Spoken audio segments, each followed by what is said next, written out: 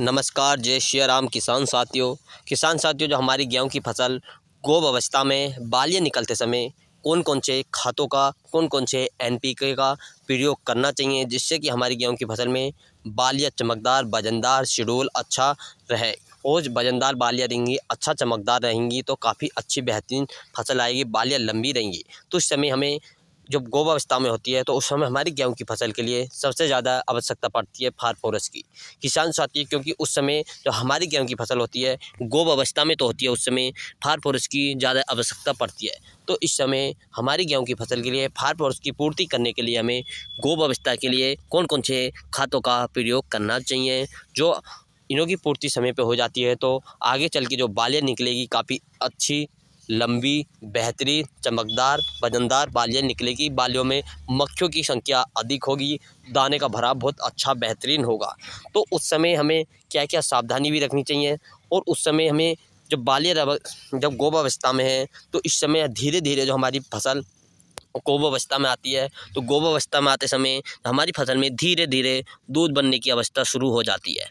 क्योंकि जब गोब अवस्था में होती है तो धीरे धीरे उसमें दूध बनने की अवस्था शुरू हो जाती है। तो धीरे धीरे गोब अवस्था में दूध बनने शुरू हो जाएगा तो उस समय बालियाँ बननी शुरू हो जाती है। तो उस समय सबसे ज़्यादा हमें ज़रूरत होती है अपनी गेहूं की फसल के लिए फास्फोरस की, क्योंकि दाना बनते समय फास्फोरस की बहुत ज़्यादा आवश्यकता पड़ती है।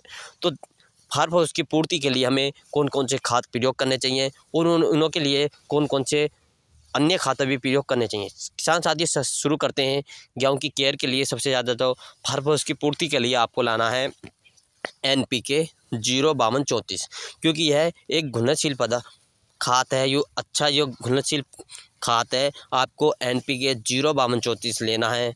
05234 लेकर एक घुलनशील खाद है, इसका प्रयोग करके आप अपनी गेहूं की फसल में फास्फोरस की पूर्ति कर सकते हैं। गोब अवस्था में है और बालियाँ बन रही हैं या बालियाँ निकल ही आई हैं। कुछ खेतों में बालियाँ निकली आई हैं, कुछ खेतों में बालियाँ निकलनी है, गोब अवस्था में है। तो आप एनपीके 05234 का एक घुलनशील खाद है, इसका प्रयोग करें। उसके प्रयोग के लिए आपको 1 एकड़ के लिए 1 किलोग्राम प्रति एकड़ की मात्रा लेनी है। 1 किलोग्राम प्रति एकड़ की मात्रा लेनी है आपको। उस समय किसान साथियों आपको इसी के साथ जो मिक्सर करना है बोरोन आपको इसी के साथ ही मिक्सर करना है। बोरोन की जो मात्रा लेनी है आपको 20% वाली बोरोन लेनी है किसान साथियों। बोरोन को 20% वाली लिए बोरोन की मात्रा आपको प्रयोग करनी है। 200 ग्राम मात्रा बोरोन की प्रयोग करनी है किसान साथियों। और किसान साथियों हमारी गेहूं की फसल में स्प्रे करने के लिए सबसे बेहतरीन समय तो होता है शाम का होता है। शाम के समय आपको स्प्रे करनी है अपनी गेहूं की फसल के लिए। शाम के समय उसमें बोरोन के साथ साथ आपको एक अन्य चिलेट माइक्रोन्यूट्रिएंट भी लेना है किसान साथियों। चिलेट माइक्रोन्यूट्रिएंट लेना है, क्योंकि इस समय हमारी गेहूं की फसल के लिए माइक्रोन्यूट्रिएंट की बहुत ज़्यादा आवश्यकता पड़ती है। तो उस समय चिलेट माइक्रोन्यूट्रिएंट लेना है। चिलेट माइक्रोन्यूट्रिएंट कौन सी भी कंपनी का आप ले सकते हैं किसान साथियों। चिलेट माइक्रोन्यूट्रिएंट कौन सी ही कंपनी का आप ले सकते हैं। तो इसमें आप BASF कंपनी का ले सकते हैं। BASF कंपनी का आता है तो आप इसे भी ले सकते हैं। जो किसान साथियों आपको इसमें ऐड करना है, एक चिपको ऐड करना है। आपको दुकानदार से कहना हमें एक चिपको और दे दो, तो आप उसमें चिपको ऐड कर सकते हैं।